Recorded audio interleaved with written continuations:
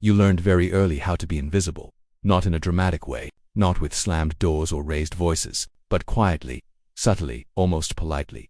You learned how to shrink your presence in a room, how to lower your voice mid-sentence, how to stop asking for things before anyone had the chance to say no, how to sit with a feeling and swallow it whole. You weren't abused, you weren't abandoned, you were simply not noticed, and that might be the most confusing wound of all, because nothing happened, and yet something fundamental was missing.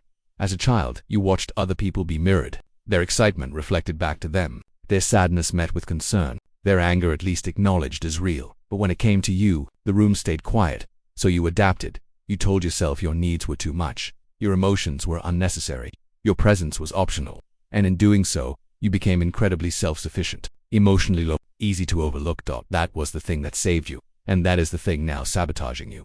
This is the core paradox. The child who learned not to need anyone becomes the adult who doesn't know how to be deeply met. You don't feel broken, you feel vague, unclear, like a ghost inside your own life. And the most painful part, you don't even know what you're missing, only that something inside you has always been waiting to be chosen psychologically. Chronic emotional neglect doesn't look like trauma, it looks like absence, no bruises, no singular catastrophic event, just a long, quiet pattern of unmet emotional attunement. The technical term is emotional neglect, a condition where a child's internal world is consistently overlooked, even if their physical needs are met. But emotionally neglected children don't think, "I am being neglected." They think, "There must be something wrong with me for not being noticed." Over time, the nervous system adapts. This is where attachment theory enters. Many ignored children develop avoidant attachment, not because they don't want closeness, but because closeness was unreliable, inconsistent, or simply unavailable. The psyche learns. Connection is uncertain. Depending on others is inefficient. I will regulate myself neurologically. This rewires the brain's default mode network, the system responsible for self-referential thought and emotional processing. Instead of developing a strong internal signal of I matter, the brain built a constant background question: am I allowed to exist here? Another critical concept is self-invalidation. When no one reflects your emotions back to you, you learn to doubt them. When no one responds to your needs, you learn not to recognize them. Imagine a plant growing in dim light. It doesn't die, but it bends. It twists toward whatever trace of warmth it can find. Ignored children bend toward usefulness, quietness, competence, emotional neutrality, not because it's who they are, but because it's what kept them safe. The true cost of being ignored is not loneliness. It is self-erasure. You sacrifice authenticity in exchange for belonging, even when belonging never truly comes. You learn to perform neutrality, to mute joy so it doesn't feel embarrassing, to minimize sadness so it doesn't feel inconvenient, to compress your needs into something manageable. You become hyper-aware of other people's emotional states, yet strangely disconnected from your own.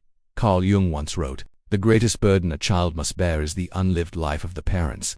But there is another burden, quieter, heavier, the burden of being emotionally unseen, ignored. Children don't develop a fear of abandonment, they develop a fear of being felt, because being felt would require presence, and presence was never guaranteed, so even rest becomes difficult. Stillness feels unsafe, because when no one noticed you as a child, you learned that attention only comes through usefulness. You didn't learn how to be, you learned how to function.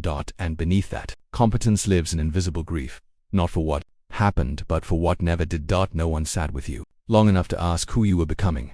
Ignored children do not grow into dysfunctional adults, they grow into highly adapted ones, but adaptation has a cost. You might notice this in yourself. You struggle to identify your own needs. You feel off before you feel specific. Hunger, exhaustion, emotional overwhelm, they register late, if at all. You downplay your pain instinctively, even in therapy, even with friends. You add disclaimers. It's not a big deal. You attract emotionally unavailable people, not because you want neglect, but because it feels familiar, safe, predictable. You feel uncomfortable taking up space. Compliments feel undeserved. Visibility feels exposing. You oscillate between craving recognition and fearing it. You overfunction in relationships. You listen more than you speak. You anticipate needs. You give before being asked, then quietly resent not being met. You confuse independence with wholeness. You pride yourself on not needing anyone while privately wondering why connection feels thin. These are not personality traits, they are coping strategies. And healing begins not by fixing them, but by witnessing them. The ignored child learned to gaslight themselves before anyone else could. Unlearning begins when you stop doing that. When you say, "This pattern protected me and now I get to question whether it still serves me." Healing from emotional neglect is not about becoming louder, it's about becoming present. The work often begins with inner child reparenting, consciously offering yourself what was missing: curiosity, Patience, emotional responsiveness. You practice noticing your internal signals, not judging them. You learn to sit with discomfort without disappearing. You choose softness without shame. This is where shadow work becomes essential, reclaiming the parts of you that learned to stay hidden. The anger, the need, the longing, not to act them out, but to finally let them exist. Philosopher Martin Buber wrote, "All real living is meeting. Healing is learning how to meet yourself slowly, honestly, without conditions. You are not behind. You are not broken. You were simply not mirrored, and now you are learning how to see yourself." The goal was never to be fixed. The goal was always to be whole. If this resonated, it's because something in you recognized itself. And recognition, real recognition, is where healing begins. Share this with someone who learned to disappear. And if you're ready to keep meeting yourself here, subscribe. You were never invisible. You were waiting to be witnessed.